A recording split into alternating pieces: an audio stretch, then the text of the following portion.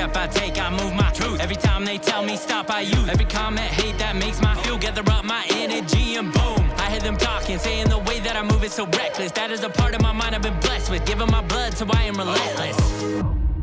This is the Keep Hammering Collective with Connor Mantz. How you doing? Good. How are you? I'm good. It's always a huge honor for me to have an Olympian sitting here in the studio, and just watched you today at a big track meet, Prefontaine Classic. Yeah, it was a tough one today, but yeah, it was a fun one to be at. You got to run with a lot of Olympians when you're at these things, so yeah, enjoyable for me. Well, I mean, you're in the 27s today, right? 27 minutes. Yeah. 27. Yeah. What was it? 27:35. Okay, and to me, that seems like crazy fast.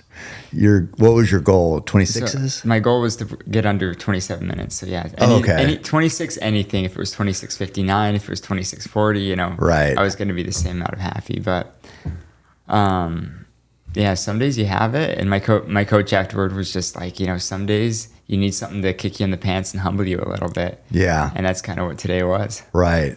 Well, I know those aren't fun lessons to learn sometimes, but like he said, necessary. Yeah.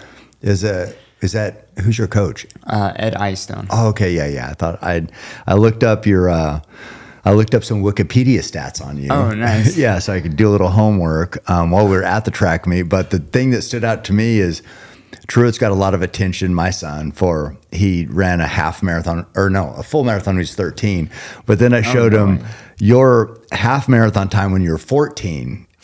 You were so fast, dude. 1:11 half marathon. Yeah. At least it might have been 1:11 when I was 15. Oh, was I think it? It was 1:13 at 14. Well, I could be wrong about my own stats. I don't even know anymore. Well, it's fast. And it had me thinking, so when did you know you were good at running? That's a complicated question, because it's like, in fifth grade, you're like one of the fastest ones in your elementary school class. You're like, all right, I'm going to make the Olympics one day. Yeah. And then you run against other kids at the middle school when they kind of start funneling in. And then you're like, oh, I'm not the best here, but I'm going to be. And then it was just this gradual process of, oh, I'm pretty good. Mm-hmm. But then I would find somebody who's better, and then I would try and beat them. And then, I don't know, I feel like that's a pretty common thing is you just learn that there's somebody out there who's just better, working harder, or just more talented. And so you got to take back learn something new and then improve. Mm-hmm. Yeah. It's, so you start, up in competition, it just gets harder and harder. But have you always loved running? Yeah. Okay. I love the purity of the sport, because it's one where, I don't know, it's not like a skill. It's not, well, it is a skill, but it's, I don't know, sometimes it is like just work harder, just push a little bit more. It's like, you want to run faster today, you can do it. You don't have to, I don't know, position your foot a certain way and, do other stuff like soccer or other sports. Right. Yeah, we were talking about that too, because we were thinking like kind of what we're not like at your level, but any success we have is like in suffering. Like how bad can you suffer? Where if you look at like the 100-meter runners, we're thinking, man, are they ever suffering? It's just like, it's over, right? And it's like, we were thinking that feels more like just straight talent. Yes, you can work and you have to work hard, but it's more talent like heavy than suffer heavy. Right. Would you think that? I do a little bit. I feel like with sprinters, there isn't as much there's a lot of disconnect, I think, with like endurance runners and sprinters. I think we actually, as endurance runners, I feel like we relate more to like the throwers, like the power people, because they're at the track, probably longer than anybody else practicing form and practicing something for so long. Right. And it makes it almost more relatable to those guys than the sprinters who are doing just what I'm doing, just way faster and shorter. Yeah. And the throwers too, they got to lift. So they're probably lifting all the time. Oh yeah. When you're getting in miles, they're lifting. But yeah, it just seems, so it's a matter of, I mentioned this girl who I follow, Tara Dower, and she has a tattoo on her leg. It says "Suffer Well," and it feels like that's endurance. It's like, how well can you suffer? Because some people, they start to suffer, they're done. Right. But if you can suffer well. Yeah, that I think you kind of got to embrace the pain a little bit. Mm-hmm. I worked with a sports psychologist in college, and I found out before every NCAA championship, I would just feel, well, not even before, I just found in the NCAA championships, I would just feel way worse. Mm. And he's like, well, I had a really good season one year, and I was like, what am I supposed to do? Like, every race leading up to this point feels really easy, and I win, and then I come to the NCAA championships, and it feels 10 times harder. Mm-hmm. And he was like, well, just expect it to be really hard. Like, do you expect NCAAs to be easy like these other races? And I was like, yeah, of course, because these other ones feel great. Yeah. And then he's like, no, you gotta expect it. You expect practice to be hard every day. You expect it's going to take a lot of work. So you got to go into these races and expect they're going to be really difficult too. Mm-hmm. And is that what you do now? Yeah. I have to tell myself, no matter what has happened in the past where I felt really good at certain points, there's going to be a point in this race where it's going to get really tough, and I just got to embrace it and just work on little things, whether it's just cues, whether it's just like working on being grateful and the gratitude I have toward my family and my coaches and my training partners, or something completely irrelevant that has nothing to do with running. But Yeah. I just have to set out a plan beforehand. Okay. And I mean, did you think about that stuff today? Today, yeah. So today, I got like a side ache. I've never had a side ache in a race before. It was kind of an odd experience for me. And I got about 10 Ks, 25 laps on a track. Mm-hmm. I got to about 10 laps, and I'm on pace for what I want to run. But then I get this really bad side stitch, and I'm like, I'm not running well. Like, I'm in last place. I'm pretty far back from even second to last. Well, I might have been right with second to last, but we're pretty far back from anybody up front. And I'm on pace to still run under 27 minutes, but I start running really slow. I start running, I needed to run 64.8 seconds per lap, and I was running like 70 seconds per lap for a couple laps. Whoa. And that's just so far off. Mm-hmm. And it's actually closer to my marathon pace than my half marathon pace or 10K pace. Yeah. It was just completely different. Not great. Yeah. But then I just heard the crowd, and it helps being the only American in the race and the only one a lot of people are familiar with who don't follow this, who are like casual fans of the sport. And so I was just hearing my name, just come on, Connor, like you can catch him. And it helped me. So I decided, okay, I'm just gonna, I'm gonna get a few more laps in, because I was thinking about just dropping out and just, hanging my hat on this and going on to the next thing. But hearing people just cheer me on, I'm like, they came to watch me race. Yeah. Like, whether they did or didn't, I'm telling myself they did. Yeah. And I was like, I got to make it a few laps. And eventually that side stitch subsided. Mm-hmm. And I pushed a little bit more. I was able to pass a few people and still run a decent time. Yeah. I mean, I thought you picked it up towards the I did. last mile. Yeah. My last mile was probably close to on pace for what I needed to do. But Looked good then. oh, thanks. Yeah. Thanks. It was a lot of fun that last mile, but yeah, it was just hearing those cheers. I was like, okay, I can't give up now. And so once the side stitch subsided, I was able to speed up a little bit, and I didn't speed up as much as I wanted to, but part of that was like I could see my goal was so far out of sight. Right. So it was like, all right, how much today do I want to suffer? And I wasn't willing to suffer as much as I probably should have been. Yeah. It's so hard. It is.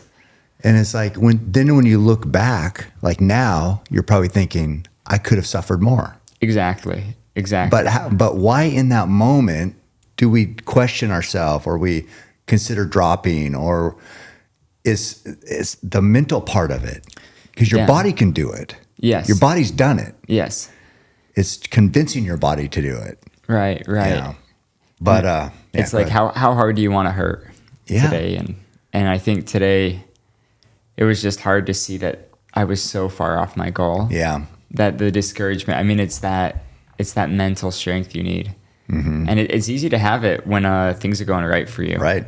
If you're hitting, in running, if you're hitting perfect splits and you're on pace to do something amazing, and things are clicking off, you can push. If you're at the front of the race, you can push, but it's the people that really inspire me are the people in the back that are able to kick it in a little bit more at the end. Mm-hmm. And especially when there's no one around them, they have no one to catch, but they're just pushing to the line. And I'm like, that's a different level of I don't know, either they didn't suffer enough in the beginning, or that's a different level of being willing to suffer when there's nothing coming your way. Yeah, no, we got there. So just to kind of validate your point, I heard a lot of people yelling, "Let's go, Connor," and you can do it. But we were like hustling to get over there. And so this is just a funny story. I'll also got to shout out Ben Blankenship, but we get over there, and I had bought tickets, and their tickets were expensive today, like for this meet, because it's a 1-day meet, a bunch of elites, a bunch of great events, and day after 4th of July. And so I'm like, God dang these tickets, but I love going to the track meet. So I bought like 3 tickets. They're like $750 or something like that for me, Truett, and Alicia. We get over there. I bought them through StubHub. Get over there. Tickets. Nope, no tickets. They're gone. They're unavailable. That's terrible. I'm like, what? So they do want a refund, but we're standing in front of Hayward. Yeah. Do I want a refund? Your race is getting ready to start. So I go to the ticket counter, and I'm watching you guys up on the screen there. We're outside, and she says, "Oh yeah, we go through Ticketmaster, and these resell whatever. I guess your ticket." So she looked it up, and it's like they'd been resold 1 million times, these tickets. Anyway, we had no tickets. So I'm like, well, I guess we'll be like all the scrubs and be watching on TV today. And so but I'm like, oh, Ben, I just saw Ben yesterday at the Butte to Butte 10K. And so I called him and I said, dude, listen, I had 3 tickets. Apparently they're gone. I don't know. I said, I hate to ask, but do you know where I can get any tickets? And he's like, I'll call you back in 2 minutes. So actually the president of Tracktown USA brought us tickets. Oh, no way. Yeah. And we got in there to watch, because we wanted to watch you. You started at 11:10. Yeah.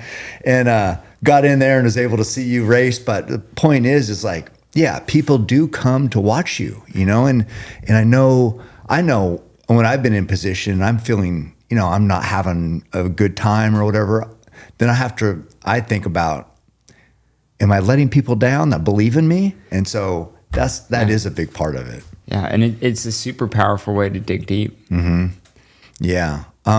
Do you still use a sports psychologist now, or? I do, but I haven't since the Boston Marathon. I probably should. Yeah. Should be continuing to use him. It was nice when I was at BYU, the school's paying for it. Okay, yeah. But because it's sports psychology, they don't do, can't get your insurance to pay for it. Oh, right, yeah. Wow. But I know it's good for me. I know I'll get kickbacks in the end, because when you run fast, you make more money. Yeah. Oh yeah, and it's worth it. It's just an investment. It's an investment. I was curious. I've had a lot of other athletes on, and I keep asking I keep thinking once it's over, I'm like, God, why don't I ever ask what mental exercises these guys are doing, from fighters to runners to whatever. But yeah, I was super curious about how useful that is, because as we're talking about with that suffering and that. Just getting through tough times, there's got to be tricks to do it. Oh, absolutely. And for me, I've used a lot of different things in different races. Like for the Olympic Trials Marathon, I'd had some nasty injuries heading into that race, or maybe not nasty injuries, one nasty injury, and it just it was a huge setback, and I was really frustrated. I was like, man, this, of course, 10 weeks or 12 weeks before the Olympic trials, I'm injured. What it was like any other time I'd be fine to be injured, but not this time. But then I was working with a sports psychologist, and I was able to be healthy by race day. And I just knew I wasn't 100%. Mm-hmm. I was training, I was swimming a lot. I was biking a lot. And then the sports psychologist, we're heading into race week, and he's like, all right, I want you to focus on gratitude toward this race. And he's like, you got to write down 26 names heading into the race, and then every mile just think of one person when it gets hard. And I didn't go through and do that with every mile, but there were 5 miles in the race where it got pretty tough. And I was like, all right, this one's for my dad. He got me into running. He's just a huge inspiration for me. Next one was for my mom. She just sacrificed a lot. She was a stay-at-home mom that really just focused on her kids. And then it was my brother who inspired me, my sister, my other brother.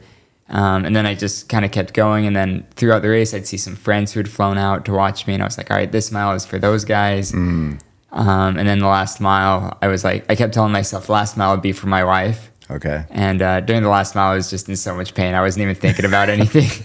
But I did get to see her right at the finish line. So I was like, okay, the last mile was still for her, but yeah, right. Not as intentional. Not as intentional. Yeah. And you won that, right? That was I did. The Olympic trials. Yeah. Where was that race? It was in Orlando, Florida. Oh, okay. Was it warm that day? It was pretty toasty. Yeah. There was a little bit of controversy because they announced it in Orlando, and then they were like, we're going to put it at noon in Orlando. And we're like, wait, what? We're supposed to run fast and prep for Paris. Like, yeah. They're not going to run us at noon in Paris. Why are we running at noon here? And then they were like, oh, we'll compromise and make it 10 a.m. And it's like, well, that's not much better, but it's better. We'll take it. Yeah. I don't know why they still wanted 10 a.m. I've heard so many different people be like, well, it was because of TV. And then they're like, no, they could choose any time for TV. And it was like, well, it was sponsorships. And it was like, the sponsorships all said they were fine. And I don't know why they didn't do it at 7 a.m. Yeah, no, that makes it tough for sure. Because then it's like you're wondering how, you'd say, well, heat's affecting everybody, but people, you might have taken out your best runner that maybe doesn't perform well in heat. Right. You know what I mean? Right. So it's, I know I think Eugene's a good spot for the marathon. They had it here one time, and it's like early in the morning, like 7 a.m. start or 8 a.m. starts, usually money. Yeah. I mean, the weather, I was actually kind of disappointed they didn't run our 10K at 8 a.m. Yeah. I went out and did a little jog at about, it was like 5:45 this morning. Yeah. Just to kind of like get the legs all loosened up. And I couldn't believe, I was like, this weather is perfect running weather. There's no wind. It's like 48, 49 degrees. Would have been great. And it's quiet as can be. Like, this is a nice time to run. Yeah, they changed one time. I can't remember what event. Maybe it was a 1500, but it could have been for the World Championships, but it was super hot. And they had it, and then they moved it earlier, right? Mm-hmm. Was that the World Championships? I think it was the Olympic trials in 2021. Okay. Yeah. It was it was record breaking. I think it was like 115. Yeah, hot as heck. Yeah. I was in the 5K that day, and they moved the 5K really early in the morning. Yeah. I think they moved the 15 in the evening. Okay. That's what it was. Yeah, and it was just, it was so toasty. Yeah. I remember. Well, we didn't have that this time. It was almost perfect, but you're right. The morning would have been ideal. Oh, yeah. What's your favorite event? Is it the marathon? Because you've done a lot of different events now. Yeah. I'm never really sure. It's always like the next race. Every race is a challenge, and I think that's what excites me. The marathons, as far as the U.S. goes, probably my best event. But the half marathon's really fun. 10K on the road is fun. Honestly, 10K on the track, what I did today, might be my least favorite event. Yeah. And I think every other event I like about the same. For the 10K on the track, it's like 25 laps. This is ridiculous. Why don't we do this on the road or on a cross-country course or a trail? But yeah. No, I was just curious because you've had success at everything, but I was wondering what your favorite was. But. Yeah, I like racing. It's competing. Yeah, the competition. Yeah, even if it's an event I'm not that good at, I just want to compete. Yeah, your story about gratitude and thinking of family I don't know if I've ever mentioned it on here, but my dad, he died today in 2010, July 5th. Yeah. So it's like, I got that right there. But we, on the Butte to Butte, he lived right over on this kind of on the course. And every year for both the Butte to Butte 10K and the Eugene Marathon, he would go stand by Dairy Mart, and I would come and the course comes right by and I'd see him there with his dogs and my stepmom. And that was so I still running by yesterday, I'm like, oh man, it's still hard, because I was so used to seeing my dad every time for years. Cause I've run, I've born and raised here, and it's still hard running by that 15 years later, that one spot, just thinking about, That's where my dad always was.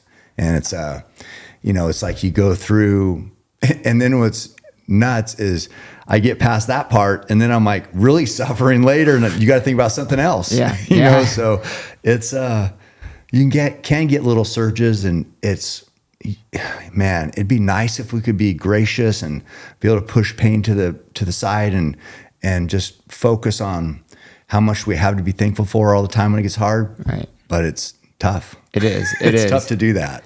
Yeah. And it's tough to do that in long spurts too. Mm-hmm.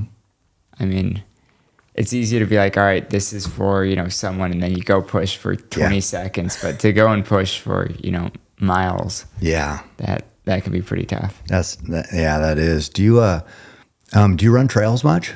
Not as much as I'd like to. Yeah. I tried. I'll do they're trails, but they're not real trails. They're more like dirt roads, fire service roads, or stuff like that. What was that 20K championship you won? Was that a trail? That wasn't a trail. Oh, okay. Yeah, that was on a bunch of streets in New Haven. Oh. Still pretty fun though. Yeah. Well, you won. Yeah. If you like to compete and win, there you go. Oh yeah. I do think I'll get into trails. I mean, watching Western States this year was pretty exciting. Mm-hmm. I don't think I'll do it while I'm like at the top of my career, but maybe in 12 years or 13 years when I'm kind of past the point of competing in marathons, I'd like to get into it. Yeah, no, I bet you do good. It's because ultra is a little bit behind on the professionalism part, but man, Western, they do a good job. That live stream gets everybody in. There should be sponsorship money. I think the next level is to pay the runners, as far as for winning or, top something. Yeah, I've heard there's like no prize money for it. There's no prize money. Yeah. So there's one, it seems like ultra is sort of in a transition from the dirt bag kind of people just love the mountains, love to run. It's not really about like sponsors and things like that. And then I do like that because I think runners have to work so hard. You got 100-mile weeks. Yeah. It's tough. It is. And so they should be compensated. If you want the competition to increase, you need to make it where people can make a living running. And there's not a ton of ultra runners that can make a living. The big stars, yes, of course. But it's kind of in a weird transition. Right. And it's hard when it's just sponsorships because, if you have a breakout race, maybe the sponsors don't come calling because they're like, well, it was just a one-time thing. Yeah. But like if there's good prize money, you have a breakout race and then you're still getting paid. So you can, kind of live off that maybe for a few months and really try and dial in training and then keep it up. Yeah, no, I know. It's what stood out for you about Western? Like what do you... Oh man, I think, a few things. One, it was so hot and they were running like decently fast. And I just saw the pictures and videos and I watched the last mile with a guy I run with named Christian Allen. He's a trail runner. Okay. He runs professionally for doing trails with Nike, but he does a lot of like... Does he have the big bi-level? Like the crazy hair, like the chicken hair is what my wife calls it. Mustache? Yes. Yeah. I just watched, last night I watched him, because he does the Golden Trail series too. Yeah, I watched an episode and he was featured. Oh, he's a good guy. He's awesome. He, after USA's back in 2023, the US Championships on the track, I was pretty disappointed and I was talking it over with my coach and he's like, look, just take a week, just do miles. Like, we're not going to do any workouts. I want you to just... take a step back and kind of enjoy running again. And I reached out to Christian and I was like, hey, like I want to do a trail run with you. Like, let's just go like on your easy day, because I know your hard days are hard. Mm-hmm. And I did this trail run with him and I was sore for a week. Like I was not sore at all after the US Championship 5 and 10K, but we did like 3,000 feet of climbing in like 2 or 3 miles. Ooh. And my quads, my hamstrings, like, I mean, a lot of that was from the way down, but it was beautiful, but like I don't know, at the time I was also trying to sleep in an altitude tent and I could not get in and out of that tent. It was like me and my wife were in a mattress on the floor in this tent and I'm like struggling to like crawl out of it. Yeah. for like 5 or 6 days, and it was terrible, but it was so much fun. Yeah. Well, I wonder, so is that a stimulus that you would add that your body would adapt to that would make you better even on the track? I don't know. I think it would, but I would have to take something else out to like start really adding it in. Right. Yeah. There's definitely some like benefits to it because like you strengthen your ankle mobility, you strengthen your feet, and your quads and hamstrings are going to get some different stimulus. It's going to be really good for, I don't know. I was thinking like speed things, but I don't know if it'll help me in a marathon because we work out pretty hard in our group, and so like our Monday, Wednesday, Fridays we go pretty easy, and it's just easy miles on the road. So those are the times I would probably be able to go and do trail runs. But when I'm so tired, it's like I just want to find the flattest, easiest place to run and get it over with. I understand that. Yeah. Do you ever talk about your training? I mean, I know you have video, but like, do you ever talk about like what's your weekly mileage and I post it all on Strava. I'm pretty open. Okay. Yeah. Some people are like Strava dark or whatever. But like how many miles a week are you getting? So I got up to, for the Boston Marathon, I got up to 129. For this like 10K, I got up to 126, I think. Okay. And that's about where you try to get? That's about the max, yeah. I think I'll have to talk it over with my coach. I'd like to get a little higher I'm running the Chicago Marathon in a few months. And I'd like to get it a little higher before then, but it's hard. Yeah. Like you come home after a 20 mile day or more than 20 miles and you're like, I'm not going to do anything. And and then it's like, oh wait, like there's other responsibilities like cooking and cleaning and, being just a good husband. And like, okay, I can do those, but it's fun. I just need to figure stuff out. Yeah. I mean, do you ever think about like, because you do have other responsibilities and it's important being a human. It's like being a husband, being like what, but do you ever think about what about the people? Is there people who just have running and it's just like, they don't care about anything else, the most selfish type, whatever. And what if they're training all the time? Yeah. I think about that, but then I also think like, is that really a life I want to live? Right. Like, am I going to be happy there? And also would all that training, would maybe a relationship help that your performance in some other way? Because you said when it gets tough, you have to think about people you care about and love. Right. If somebody was like all wrapped up in themselves, they wouldn't have that. Right. That driver, Oh, absolutely. I mean, runners seems like we overthink, I overthink a lot of things. I do as well. I that's actually something. I was reading a sports psychology book that my sports psychologist had recommended like years ago, and I've been taking like I'm so early in the book. Yeah. But one of the things was just like, think less. Like the more you use your frontal lobe, the more likely you're going to choke in a competition. Or it was actually more focused on like people taking the LSAT, but it was the more you're like actively thinking on things, you're going to, you might mess up. Yeah. Because you're overthinking it, you're overdoing it. And when you're just, I don't know, when I just run to run and I'm not thinking too hard, then I seem to do better. How do you not think too hard? I know it's that I don't know if I have the ability to control that. Right. Well, because if you think I'm not thinking about that, you're obviously thinking about it. Right. I think a better way to say it is not worry. Right. Because I guess we're always thinking. If it's not productive, maybe. Right. Yeah.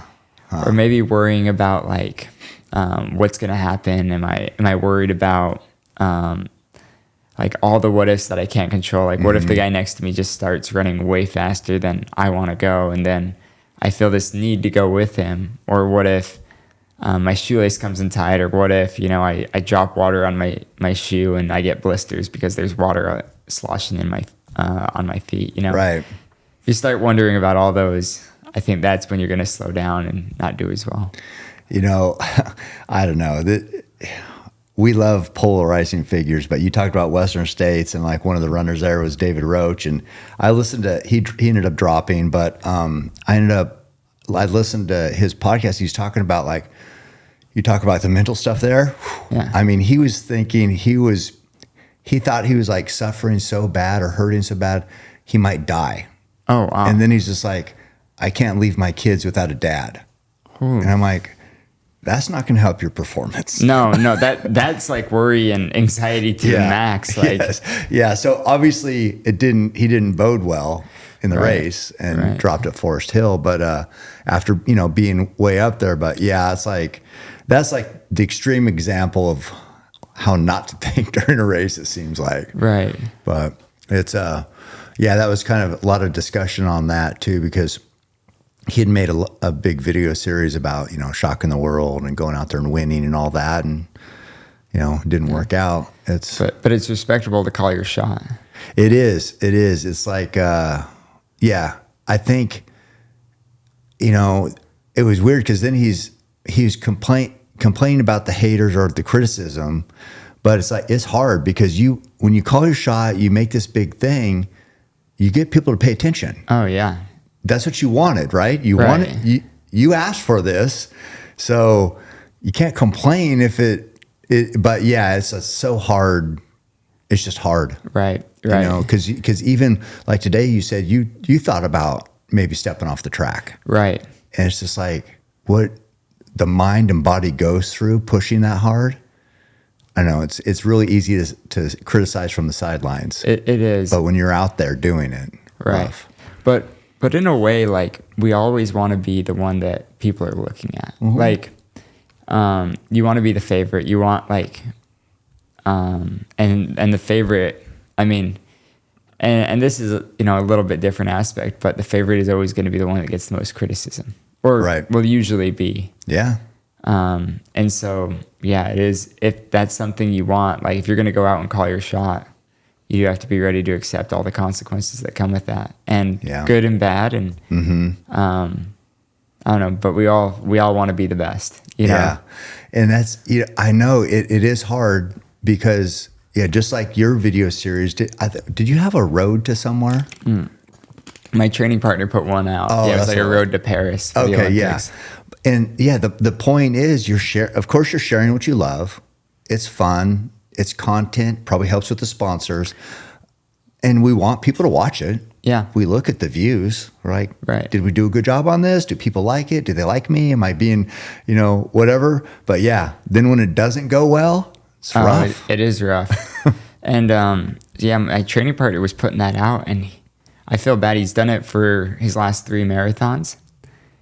And the start of his builds, he just looks terrible. And is that Clayton? It's Clayton, yeah. Mm-hmm. And so we'll be working out together, and he'll have his film guy Andrew Storrs there, and it's like I'll be having some of the best workouts in my life, and Clayton will be having some of the worst. Oh. And you can just tell he's just frustrated by it. But it's also like, dude, you want to be looked at. And every time he's raced really well at the marathon, which I don't always understand. I'm always like, wait, man, like how was 3 months ago you couldn't run 5-minute pace, now you're running 4:50 pace for 26 miles. But everybody has a different way of getting to it. Yeah, he found something that works, right? Yeah. But yeah, it's I remember when Truett was doing his pull-up thing, it was getting really hard, and I'm like, did you think this was gonna be easy? This is what you wanted. Yeah. This is what you wanted. This is when it matters.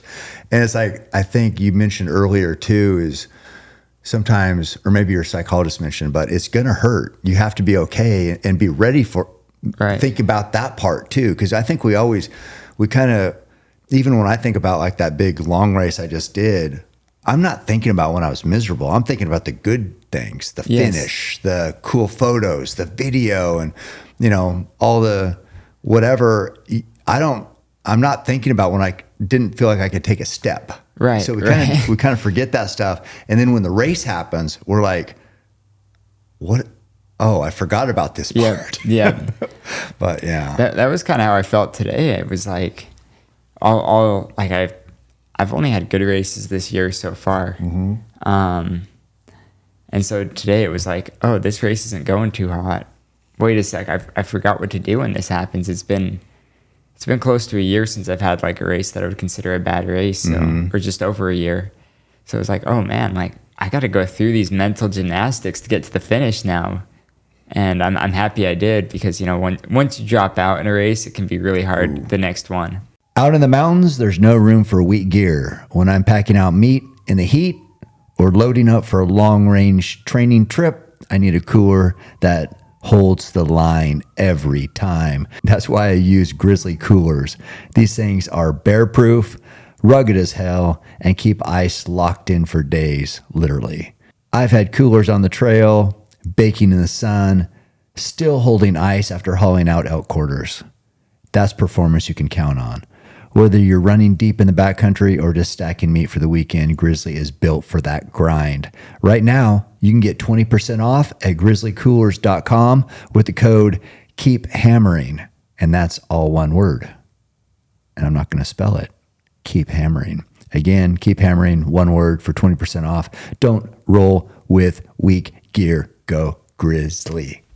It's no wonder why you're walking around feeling like a low-T goblin drinking these weak, sugary energy drinks that taste like batteries. You need to try Black Rifle Energy. Actually, this shit is pretty good. So that's a side note. My friends at Black Rifle Coffee put together the best energy drink in America, made with 200 milligrams of naturally sourced caffeine, low calories, and absolutely zero sugar. Seriously, go to their website right now and try them. Right now. They've got 4 delicious flavors: Project Mango, Ranger Berry, Freedom Punch, and White Frost. Aside from incredible coffee and energy drinks, Black Rifle Coffee's founding mission is to build a support network for veterans, first responders, and law enforcement. Every purchase you make with Black Rifle Coffee helps them get funding and equipment to those on our nation's front lines. Black Rifle sources exotic roasts from award-winning farms all over the world, and they have a wide variety of ground coffee, whole bean, K-cups, and ready-to-drink coffee if you like your coffee on the go. The roasts usually have a military tie-in to celebrate veteran culture too, so if you're a history nerd, you'll dig the bag art as well. They also have unique mugs, graphic tees, workout gear, outdoor apparel, and much more, all made with the designs you aren't going to find anywhere else. Their design team has been going crazy lately, so check out all the new shirts and sweet gear they just drop and continue to drop like it's hot. I love their gear too, the shirts, the workout shorts, the hats, it's all next level. Try now at blackriflecoffee.com, any retail app post, or visit local grocery and convenience stores nationwide. We skipped over, how did Christian do? He didn't do Western States. I just watched it with him. Oh, I see. Okay. Yeah, I didn't remember seeing his name. But yeah, when you mentioned that, I was like, God, did I? Yeah. Anyway. No. Okay, so you guys were watching it. Yeah, we were watching it together. And he's got a running store, right? Yeah. He owns one or something? Yeah, it was like his in-laws started it, and I think he like is slowly buying it from them. Oh, okay. That's cool. What town's that in? It's in Orem, Utah. What's it called? The store? Runner's Corner. Oh, sweet. Yeah. I love runners. But so I was thinking about that too, because as we mentioned, there's some high profile drops in Western States, but one that stood out that didn't was he won it. Adam Peterman. Oh, yeah. Yeah. And he basically ended up walking it in 23 hours. Oh, I didn't realize he was that far back. 23 something. Dude, and I think he was sort of competing at the beginning, a past champion. Yeah. Right? So he's proven himself. So if anybody was going to drop, it seemed like it could be him. He's just having a bad day. He's won this thing before. And he ended up, I think his fiance or girlfriend or wife, I can't remember which one, she beat him. Oh, I didn't know that. She was in the race. And he still finished.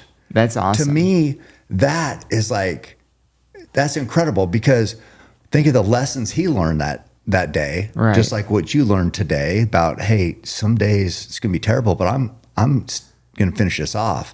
And I think about that, and it's like, it's hard not to respect that effort. Right. It's easy to be, when things are going good, it's easy to be like, hey, look at me. Yep. Aren't I awesome? But what happens when they're not going good? Right. And those are the days you have to be the most proud of. Right. Yeah. Just showing your heart. Yeah. I mean, 100%. That's what it is. It's like, yeah. So I liked that story for sure. But yeah, it's hard to, I don't know, man, those races are tough. Those races are tough. You know, it is, it would be really tough. Like I can imagine, I know what it feels like when a marathon goes south, but those trail races, like ultra trail races, I can't even imagine. I don't know. I mean, everything, like if you have a failure on a track in front of a stadium, that's true. It's different. I mean, we're out there by ourselves, like walking. That's true. And yeah, we feel sorry for ourselves and it really sucks, but I don't know. Being on a track, it's just so like, you know where to hide. Yeah, you kind of feel naked in a way when you're running bad. I mean, because I watched, there's some other, events today where people were way back. Yeah.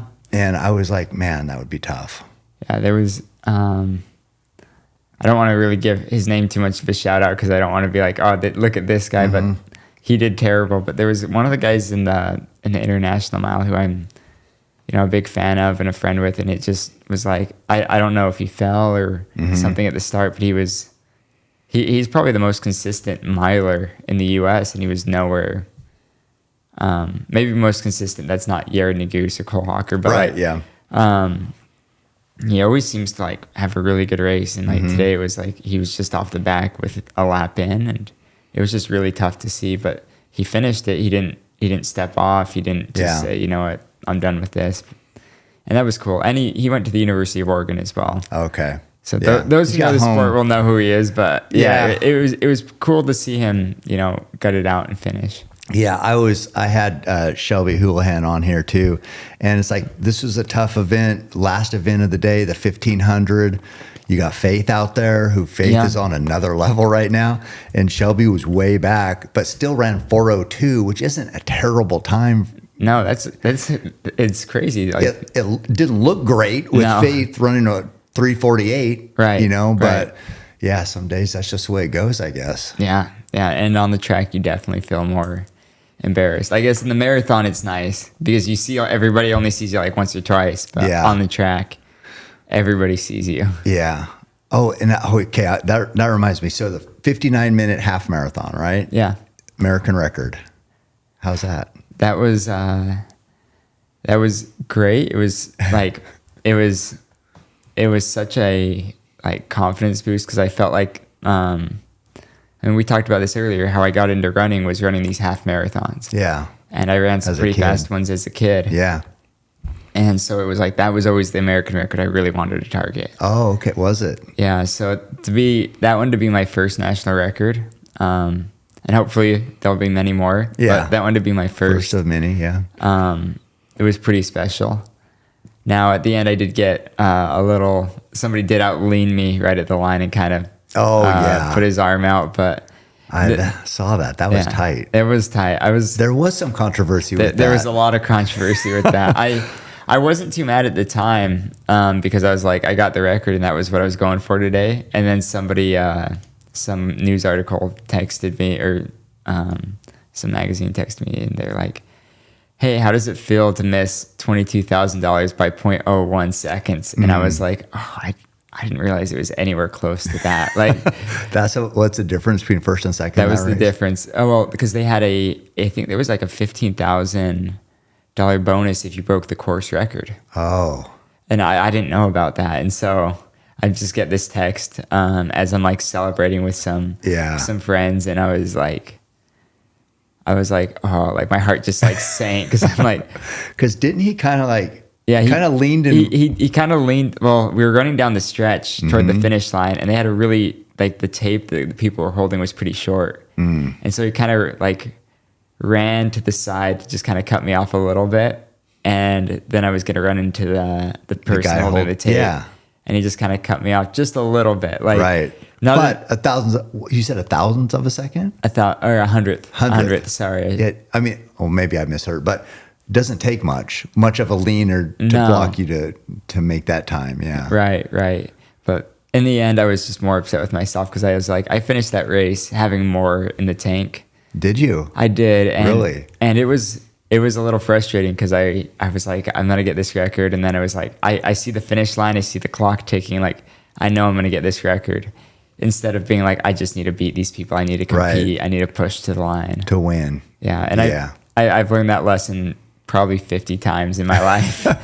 Well, wait. So after that, though, did you win a race coming around the corner and passing somebody at the end? I did. Just it was on Memorial Day, actually. Yeah. So you closed out good there, right? Right. Yeah. Right. And I was thinking about it during that race. It was like I need to finish to the line. And you did, yeah. Who'd you pass there? His name's Daniel Ebenyo. Right. And he was a silver medalist at the World Championships in 2023. He's one of the better Kenyans at the 10K distance. He's now kind of moving to the marathon, so he wasn't there today. Unfortunately, because I think if he was in the race, I would have had more confidence. Yeah. But it's funny. The guy who beat me at the Houston half was also in that race. Today or in that race on Memorial Day? And that race in Memorial Day. Okay. And so when I was kind of struggling in that race, I'd look back and I'd see him like 3 seconds behind me. And I was like, no, I have to go. I have to beat this guy today. Yeah, whatever it takes. Whatever right? it takes. Yeah. I remember that video is pretty sick where you're coming around that turn and it's like you just turned it on. Oh, well, thank you. Man, competition is so fun to watch. Well, it's fun to win as the runner, but to watch people just give all they got. Yeah. Something beautiful about it. Oh, absolutely. And there's something different when you're neck and neck for first place. Mm-hmm. You're able to just dig so much more because no matter what the prize is, it's like this is for first place. Yeah. If there's nothing, just bragging rights. Yeah. Like, I mean, we've all done it, whether it's fantasy football or or whatnot. Like everyone's competitive for that first place spot. Yeah. No, I mean, people ask about the race and you say your time or whatever. Then it's just like, did you win? Yeah, I mean, exactly. That's the big part of it. It is. Did you win? Yeah. When you did those half marathons as a kid, did you want to, or were your parents encouraging you, or was that just all you? I wanted to. And the reason being is, like you do bluff to bluff with your kids growing up. Yeah. And when I think it was like 9 years old, my dad and my older brother ran a half marathon together. And as, the son of a great man, every kid who has a great father wants to spend time with their father. Mm-hmm. And it was like, I thought that was the coolest thing because that was what my dad did and that was what my brother did. Yeah. And I really looked up to them. You want to be like them. Right. Mm-hmm. And I was just like, man, I want to run a half marathon. And my brother was 11 when he did it with my dad. And my dad was like, well, there's rumors it'll stunt your growth if you start too young. So let's wait until you're 12. Mm-hmm. And the race that I was going to do also had the next year they had an age stipulation. So you had to be over 12. So I was like, okay. And then when I was 12, my parents signed me up for one.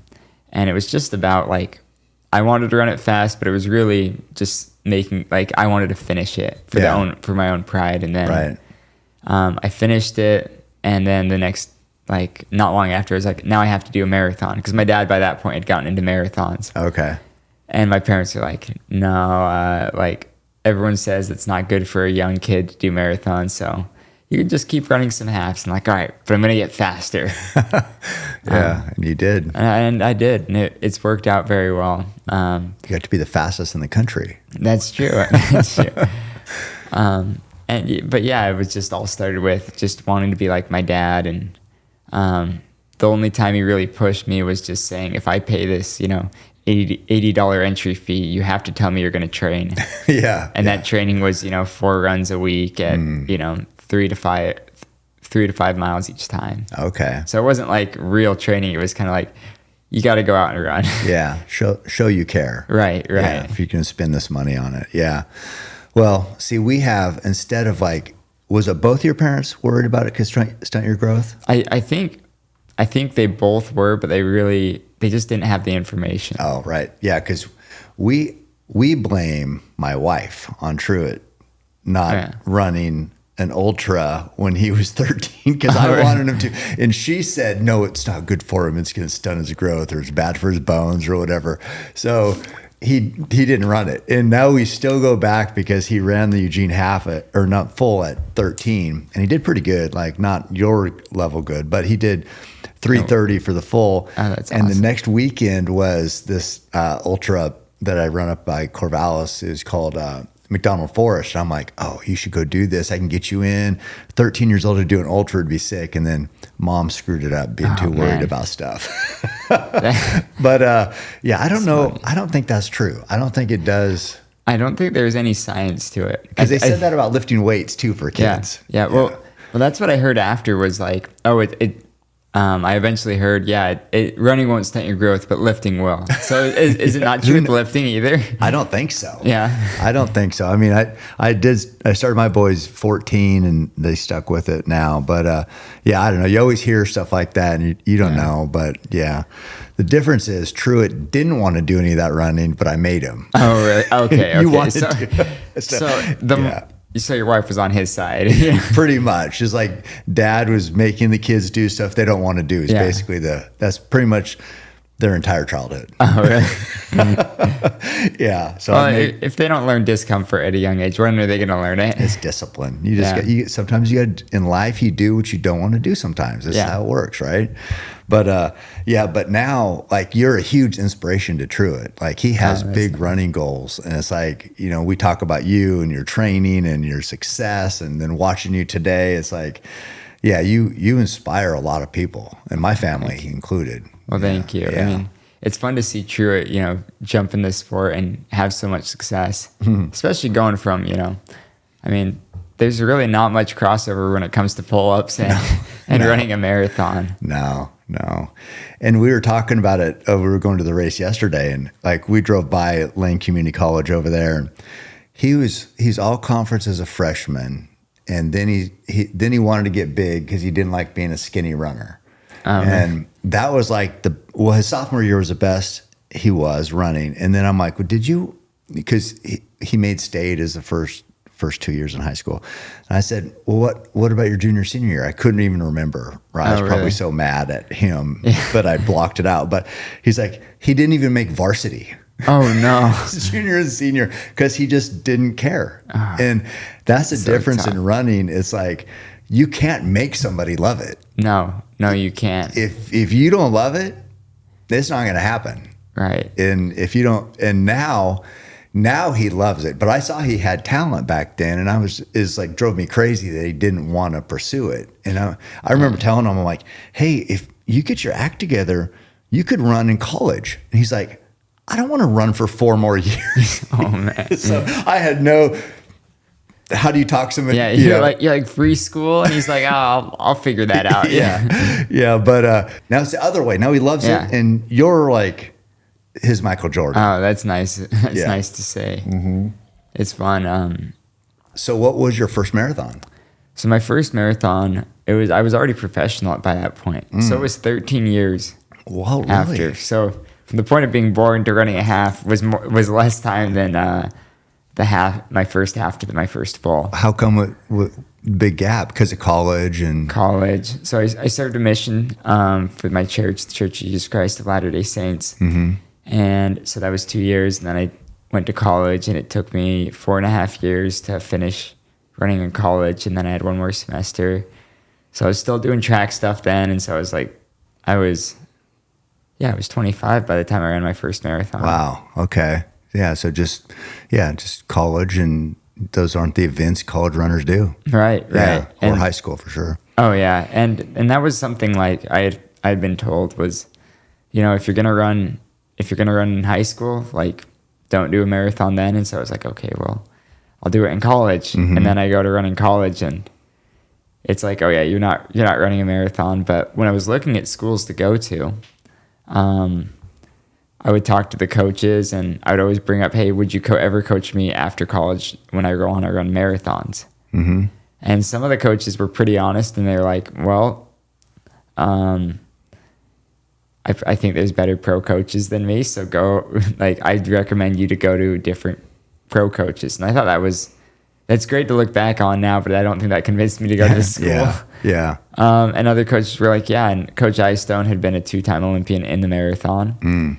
And he'd almost made 2 teams in the 10K, one early in his career and one after his 2 teams in the marathon.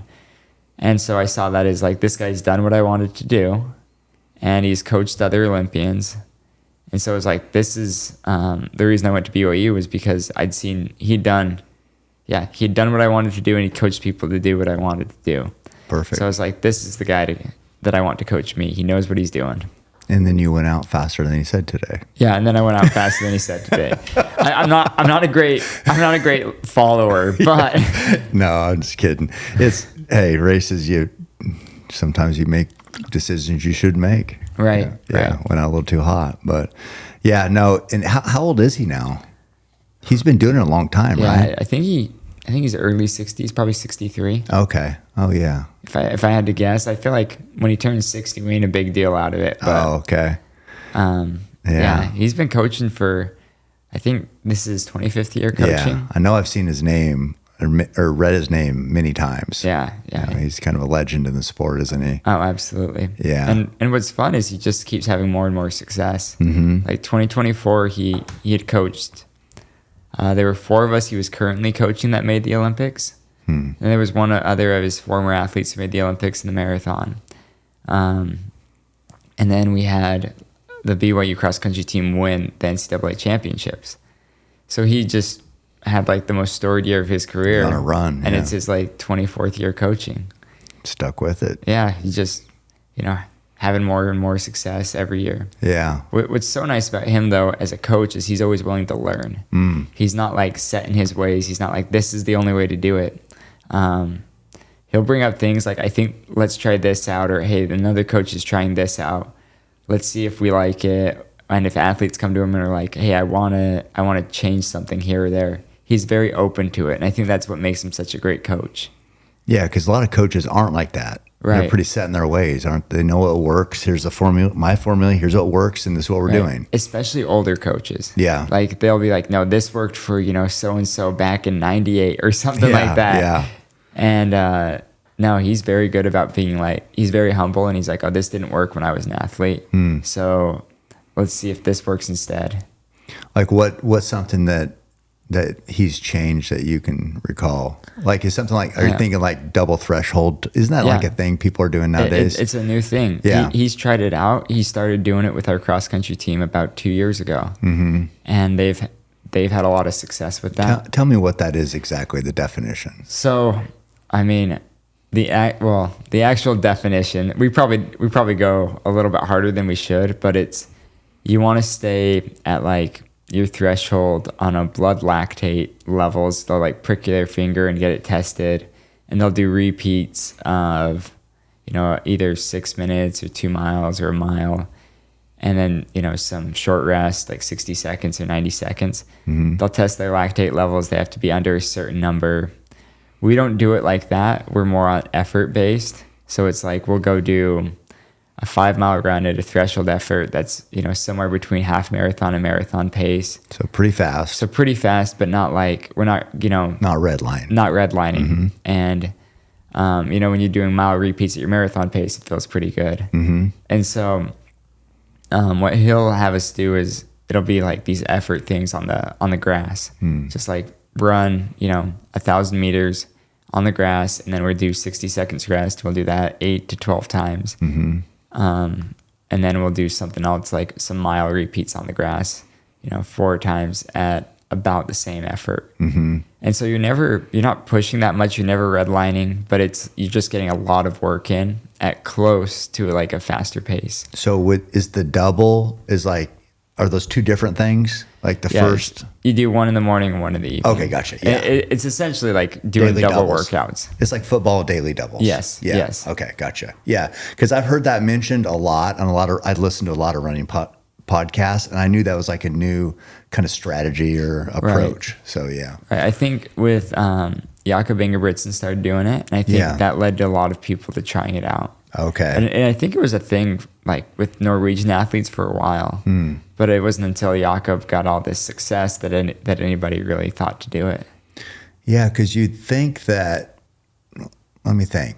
I mean, if you had a hard workout and you got a night's sleep, then the next morning you're recovered. So it's sort of like you got a whole day to recover, to fuel. Do you guys nap, or do you guys just get off your feet? Or Yeah, what do you just kind of get off my feet. Yeah, and then recover, and then you can. So you're getting. Yeah. Oh, I was talking. That's who I was talking. I was talking to somebody about this. Maybe it was Cole, and I was saying what, because I was like, I was like peeling back. We didn't talk about this in detail, like the double threshold and what that meant, or coaching strategies. But I was thinking, what if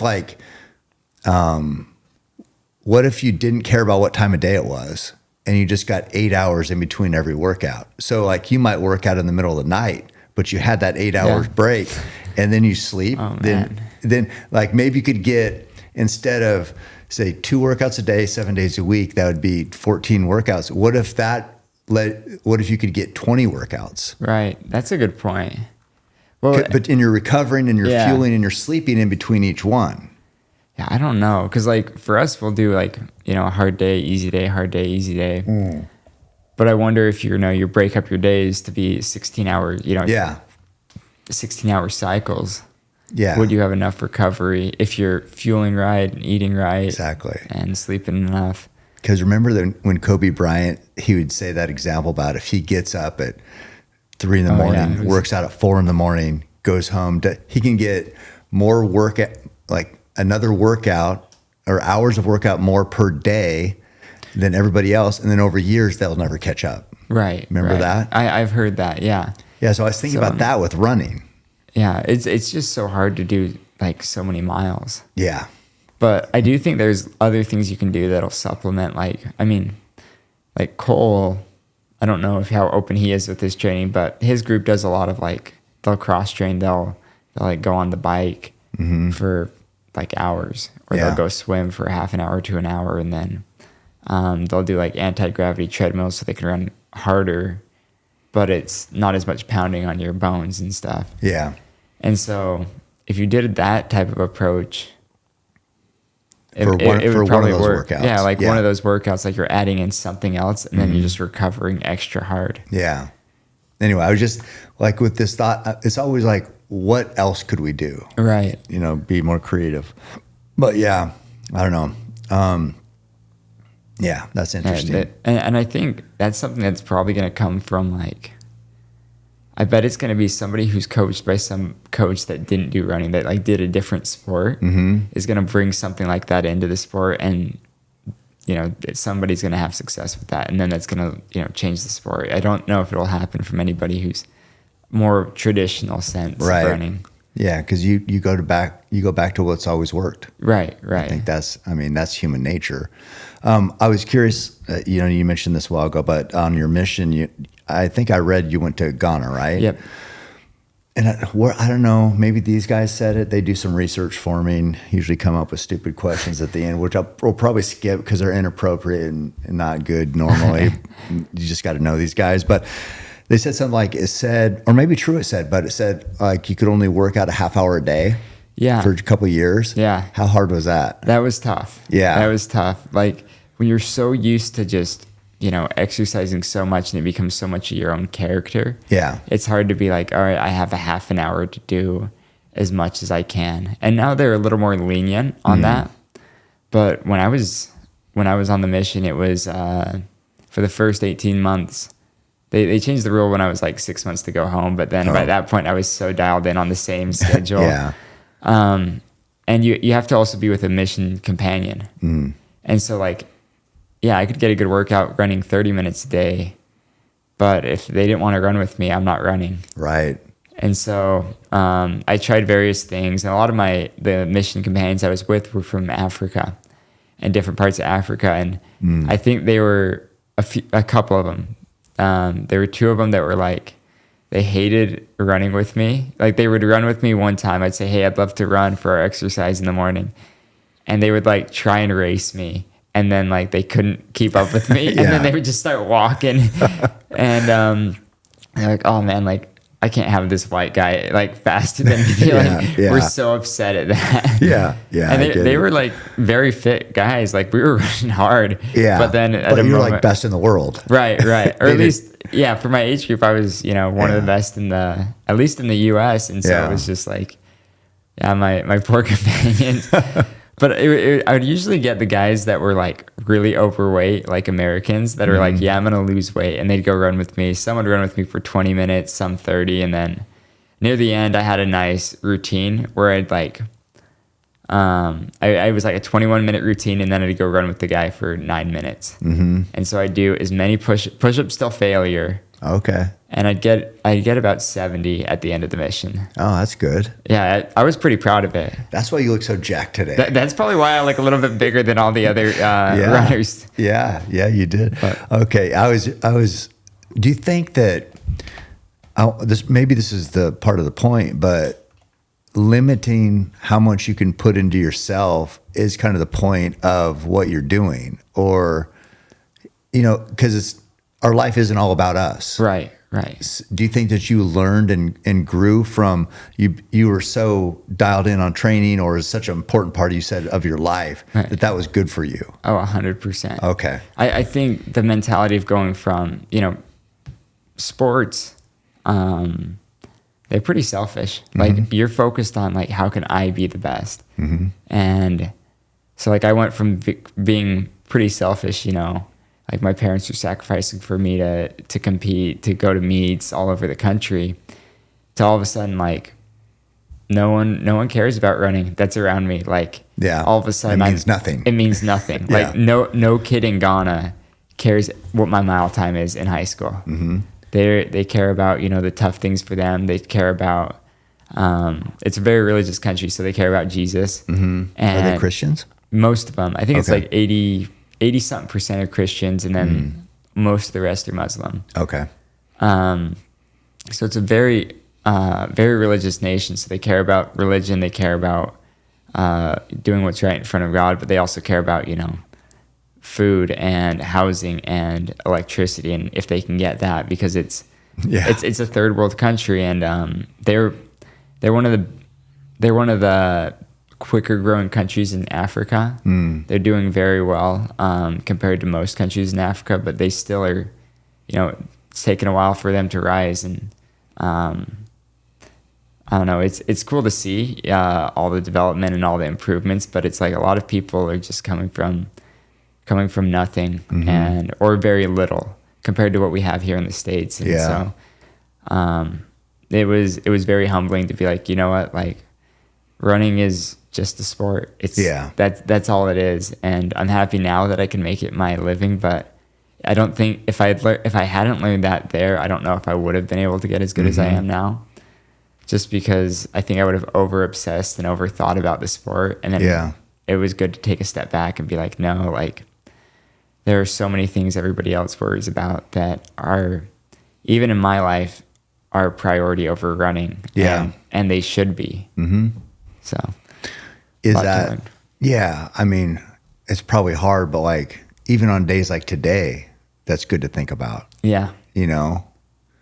Yeah, because we are so privileged. I remember I've been over there a few times hunting. I was in Tanzania for a few weeks, and I remember, them saying, so life is good in America, huh? And I'm like, yeah, I mean, but to them, America is like, I mean, everybody has jobs and money, and it's like the promised land for them. They're just like, can't even imagine what America would be like. And we're like, I mean, we're just born here. We're just, we won the lottery of being born in America. We didn't do anything. Right. Oh, absolutely.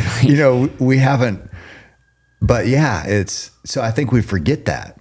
We forget how lucky we are to have these opportunities. Yeah, 100%. And even when I was out there, like, there was one time, it was like my last 2 weeks out there, and I had like gotten so used to what Ghana was like that I was like, that made sense to me. Like the U.S., like it was tough coming home just because of the culture shock. Mm-hmm.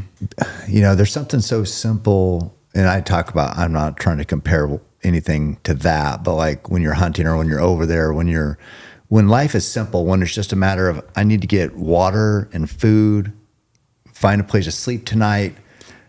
There's something beautiful about just that's life. Life is so simple.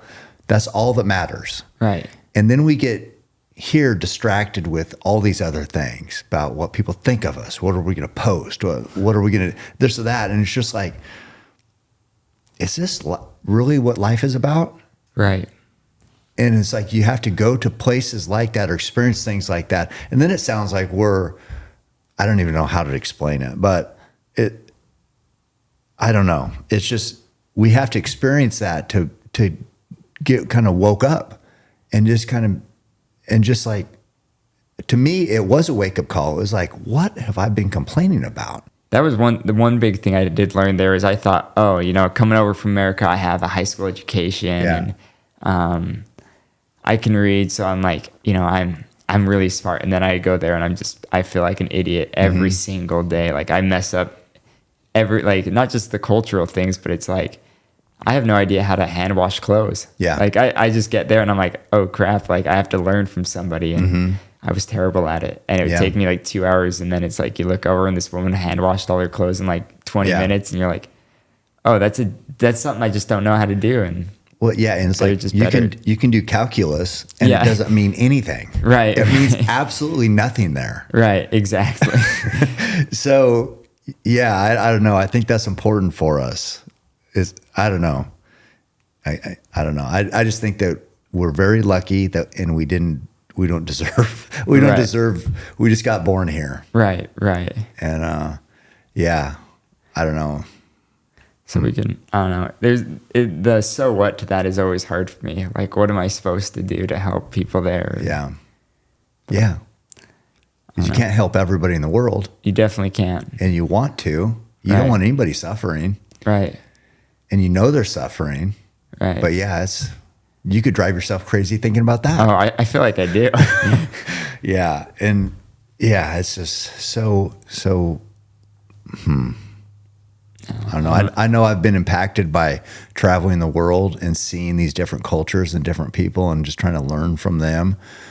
Because we get in our life here and we get pretty dialed in on whatever we need to do, and we can have success because, for whatever reason. Yeah. But going and experiencing those different things and befriending people and caring about other cultures and people, man, I know not everybody can do that. And some people never leave their hometown in their whole life and they're just as happy. But man, I'm grateful to be able to,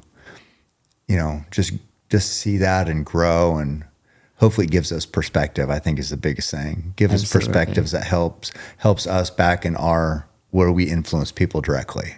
Absolutely. Yeah.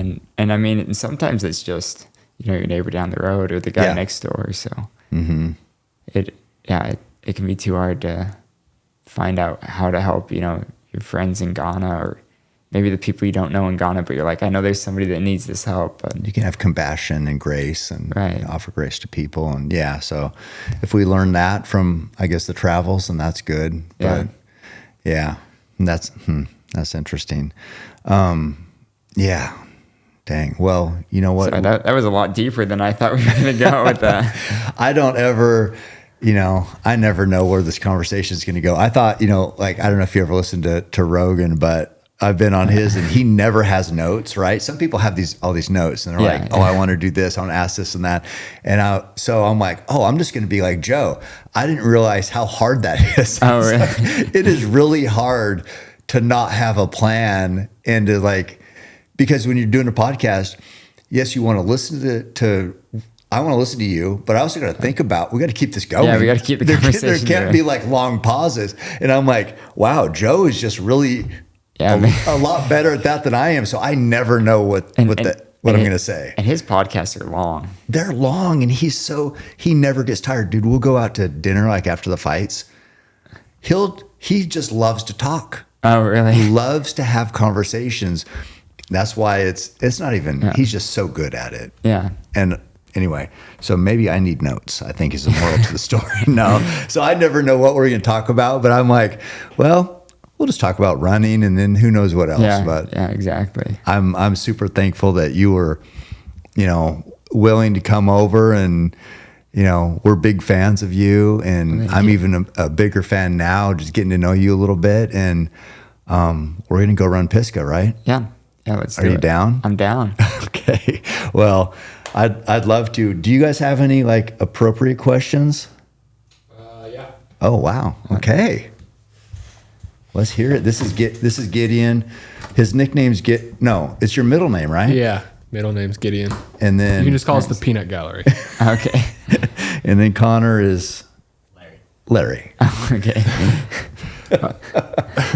Okay. You talked about like when you were younger, being at a middle school, and then some new kids come in and you realize you're not the fastest there even, but you still had that unwavering belief that you were going to be faster. How was that like coming from college, moving into professional running?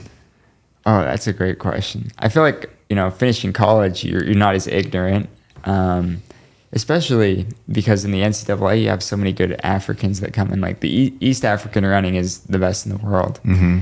And a lot of those guys will come over when they realize, I can't get a pro contract. I'll go run it in the NCAA system. I'll get an education. And then they'll get good enough to either get a pro contract, or all of a sudden they have a bachelor's or a master's degree and they're able to move on. So it was definitely tough. I mean, today's race was pretty eye-opening again. Seeing, I'm almost a full minute back from some of the best in the world, but it's that ignorance, I feel like, that keeps us going. Mm-hmm. It's like, I'm a minute back, but next time I'm going to be 40 seconds back, and the next time I'm going to be 30 seconds back, and eventually I'm going to catch these guys. So it's a tough thing, but I think for me it was a little easier because there was one of the 2016 Olympic marathoners for the U.S. was a BYU guy who kind of was training with us in college when I was in college. Mm-hmm. His name's Jared Ward. And seeing him have success kind of like paved a trail for Clayton and myself. And then we had Kenneth Rooks win a silver medal this past year. And even though he was doing the steeplechase, it was cool to like see all of us just kind of follow this plan that Jared had kind of not even made a plan with coach, but it's like the path to success. To success he made. So it gives you a little bit of get hope that, hey, we got you. That was one thing. Truett, one time when he went for the world record, it was 8,000 the first time, and he got 4,000 and just couldn't go any further. Oh, one thing about him is like, it's never like, I just don't have what it takes. It's like, no, I just need to work harder. Yeah. And it sounds like that's your same attitude. It's like, you can have a bad day. It's just like, okay, well, this is where I'm at now. Yeah. Just get to work. I think in running, that's how a lot of athletes are. Mm-hmm. Like I'm finding it's really hard for me to ever say I'm just like, that was it. It's always like, okay, what could I improve on today? And what can I improve on for the next 5 years? Right. Or 4 years or whatever I need to do to get to the next Olympics. Like, how am I going to win a gold medal in LA? What do I need to do? Mm-hmm. And it's like, I don't know, I was 71 seconds off a bronze medal at the last Olympics. Mm. I have that memorized. But now it's like, okay, I've added little things here and there. I've ran a little bit more miles every week. And it's those little things that you just have to add up to be like, how do I work harder? Or I'm just going to work harder, but it is, almost calculated. Intentional. Yeah. Yeah. So 71, what place did you get? I was 8th. 8th, but 71 seconds from 3rd? Yep. Pretty tight. I mean, just over a minute. Yep. Doesn't seem like, regular life, that's nothing. Right, Running, right. A little different, but yeah, you were there. Yeah. You're right there. I mean, it didn't feel like right there because my eyesight's not great, so I couldn't see him anymore. But I was like, oh, I was just hoping people were gonna start, overheating and blowing up the last few miles, and there were only like 2 guys over the last 6 that did. So I was kind of disappointed when I was like, wait a second, I thought everybody was gonna blow up because this course is supposed to be so hard, but it was fine. Yeah, that was Paris, right? Yeah. Yeah. Well. Okay. What else you got? You guys talked about sports psychology, and I find it interesting. Different athletes kind of have different rituals, or maybe they're superstitious. Do you have a routine or ritual you do before big races? I definitely have a routine. It's not super like cut and set in stone though. I think in a way it's nice to just go with the flow. I have like, about 4 hours out of a race, 3 hours out, I'll eat a meal. Mm-hmm. And I'll have like the certain things I'll take, like I'll do like a Morton. They have their solid 160 bars. I'll take some of that. I'll take one of those a few hours out, and then I'll take their 320 drink mix and be drinking that through the day. But it's nothing like super specific, because some people, when their rituals get thrown off, they really struggle. And I could see myself being like that. I think in high school, it was like I had to have the same pair of socks. Mm. And then my senior year at the state meet, I didn't have those socks. Ooh. And I didn't run very well. And it was like, was it the socks, or was I being superstitious? Yeah. Or was it I just wasn't fit, I did see that, because you won as a junior. Mm-hmm. And then did you get second as a senior? I was second as a senior. Yeah. So yeah. I actually had a little bone injury in my femur. Maybe not a little injury. I probably shouldn't have ran. Oh. Who beat you? A guy named Josh Collins. Okay. What's he doing now? I don't even know. Last I talked to him, he seemed to be doing pretty well. But, okay. He graduated from SUU, and I don't know. I bet he's living in the mountains of like Midway, Utah, or something like that. Like somewhere really, really fun. But you were hurting in that race? But I was hurting in that race, and it was actually the track meet. I forgot the socks, but in that race I was hurting, and I tripped. I had gapped him, and then I began to worry so much that he was going to pass me. And I just slowed down to the last, like, you came out into a track, and I slowed down the last few meters, just like, I think the worry just like was crushing me. And then he, like, the moment he came by, my forearm just like went, and I just ate it on the track. Oh no. And so it was like, not only did I like get beat, but like I also fell probably 30 meters from the finish line. Oh no. And I just got up and just jogged it in, and then collapsed right after. And it was, talk about embarrassing, because they had like stands at the finish line too. Oh man. But it was a good learning experience, and like it was good for him, because like he was one of the better guys in the country at the time. But it was like I was just so much better at the time. So it was like nobody ever like thought of him as a good guy nationally. You had won the year before. I had won as a the year junior. before, yeah. Yeah. And I'd won by quite a lot, like almost a half a minute. Okay.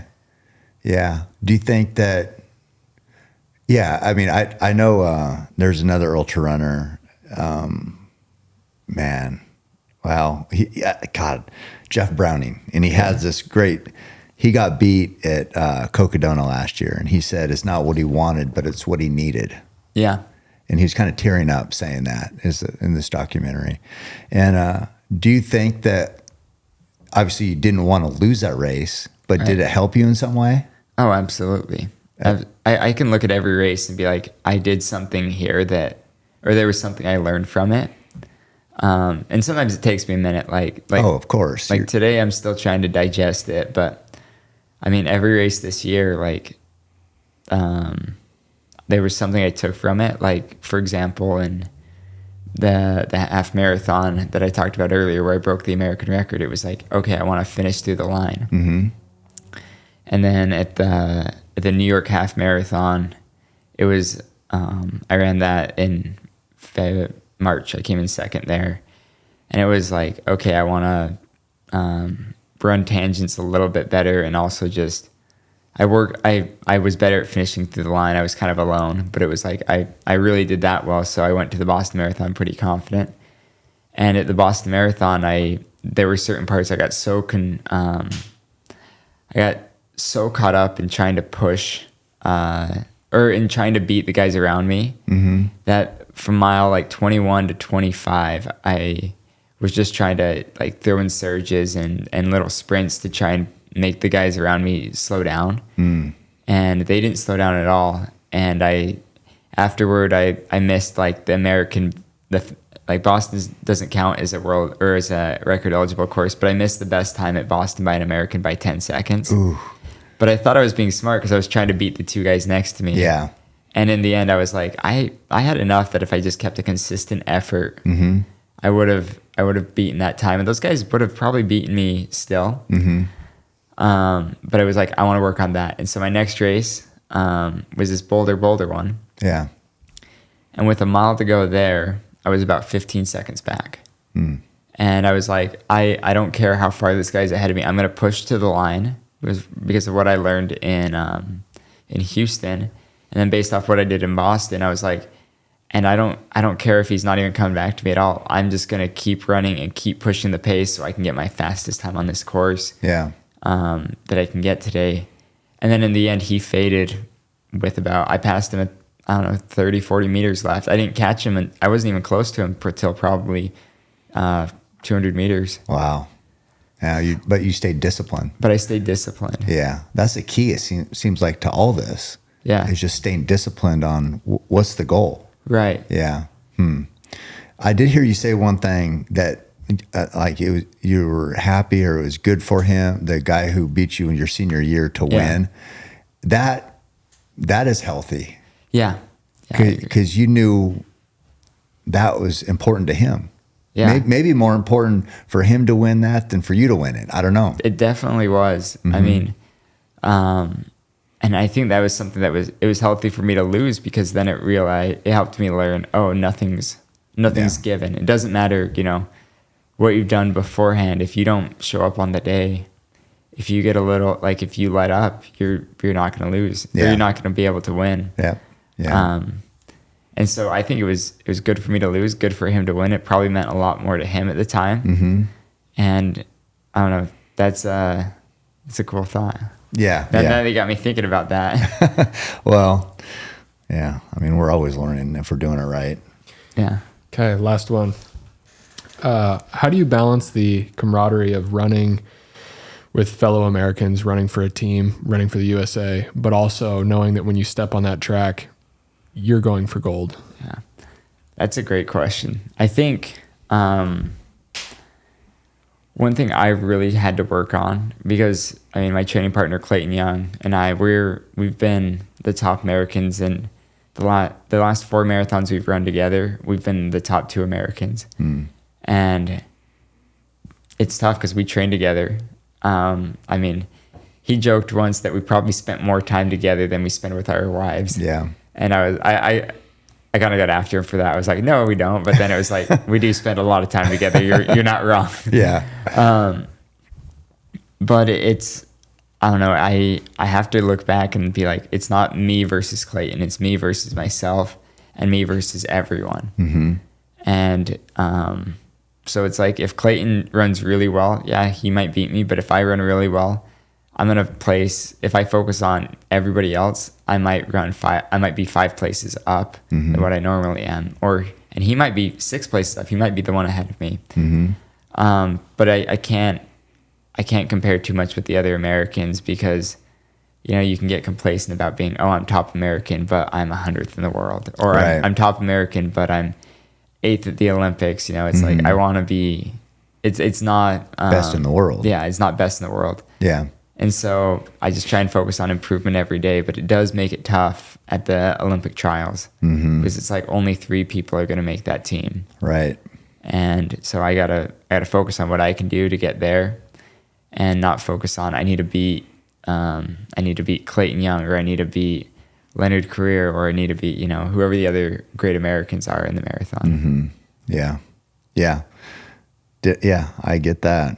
But yeah, that was a good question, because I was curious about, like, sometimes you wonder if sometimes, I don't know if these other countries work together sometimes. Like in Boston, it seems like there was some fellow countrymen, and I don't know if they were helping each other. Yeah, there were a few, there were some Ethiopians helping each other. That's what it was. Yeah, the returning champion, Sisolema, I hope I said his name right. I'm terrible at pronouncing some of these East African names, especially the Ethiopian ones. You've done good as far as I know, because I don't know how to say it either. But Sisolema, he was the returning champion, and he was running pretty well, and like everybody's like looking to him, but he'd kind of been open in the press conference. He's like, I'm injured, like don't expect me to do too well. And it was like, wow, that's interesting. You'll say that. And then there was a guy who was a former world champion in the 5K, or a 2-time world champion in the 5K. He was in it from, also from Ethiopia. And I don't even think they trained together. But he went up to him and they started talking mid-race. Oh. And then he like dropped back, and Sissa was leading and like going the pace that I think Mukhtar had told him to go. Mm-hmm. And then Mukhtar ended up taking 5th place, but it was like Mukhtar was the top Ethiopian that day. And I wonder if what he was saying to him was helping him out. Strategy. And like, let's, here's what I want you to do, because everybody's keying off you because you won it last year. Mm-hmm. And it was pretty cool, like seeing how they work together. And I think like Clayton and I have done that. Like he's helped me probably more during races than I've helped him, because I keep. In races, we'll have our race specific water bottle with our drink mixes in them. Right. And there was both at the Olympics and at the Olympic trials. At the Olympic trials, I missed it. Like I grabbed like the lid instead of the like bottle itself, and it just flipped. Oh no. And just flew across the course. And then Clayton was like, here, you can have half of mine. And then at the Olympics, I grabbed the wrong one. And they had people out in the course like handing it to us, like these ice hats and things. And I grabbed the wrong one, and the guy like knew it was Clayton, so he like tried to like not let me have it. And so it just like, but I was running so fast that he just knocked it out of his hand, and I was like, ah, oh, dang it, like. And then Clayton grabbed mine, and he comes to me, he's like, well, I got your bottle, and I was like, thanks. So I drank like half of it, gave it to him, and he drank the other half. And he was like, he was expecting me to have his, right? Because he puts some different stuff in his. I do just straight Morton 320, and he'll mix his up with like, he actually I think uses ketone IQ. Okay. Yeah. And then he'll like mix that in with it. So they're a little different. Yeah. But I felt really bad to like both at the Olympic trials and the Olympics have to rely on him. And well, that's where being a teammate pays off, I guess. That's true. Probably more friends than teammates. You guys are just friends. But yeah, interesting stories. I'd love hearing all that, all the behind the scenes stuff. Have you done a lot of podcasts? I've done a few. They're always with running like Sidious Mag, Chris Chavez. They do a good job. He does a great job. He's a lot of fun to be on. Yeah. I listen to a lot of running ones. It's fun. I love hearing all the strategy stuff like what you've shared. So thank you. Well, thank you for having me. Yeah, of course. Well, let's go hit the mountain. All right, let's do it. All right. Keep hammering, guys. Someone to blame. They sent their hate. It fuels my pace. I am Roy Tough. I am the change. The fuel in dirt. Feeling like Cam Haynes. Oh, give me the Mars. Nobody wants. I'll give you my heart. I came